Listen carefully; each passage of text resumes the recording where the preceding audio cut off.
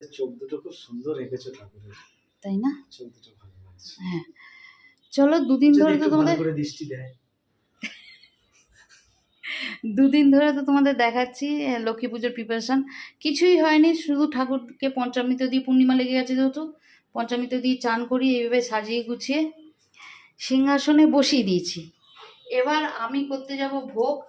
বর সকাল থেকে অনেকটা হেল্প করলো, সবজি সাবজা লাবড়ার যে সবজি কেটে কুটে দিয়েছে, এবার ময়দা মেখে দেবে আর আমি চলবো হচ্ছে ভোগ রান্না শুরু করি।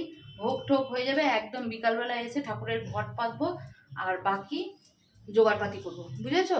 এখন কিচ্ছু করবো না, এখন প্রদীপ দিয়ে দিয়েছি, এই যে এখানে প্রদীপ জ্বালিয়ে দিয়েছি।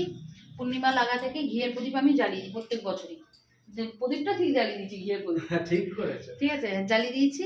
আর এবার ভোগ করবো, তারপর 5টা 28-এ আবার একটা ভালো আছে, তখন ঘট পাতবো, পাঁচালি পড়বো, তারপর ঠাকুরমশাই আস্তে আস্তে রাত্রি ওই দরজা এই দরজা বন্ধ করে আসছে। দেখো কেমন হয়েছে বলবে, হ্যাঁ? ভালো লাগছে?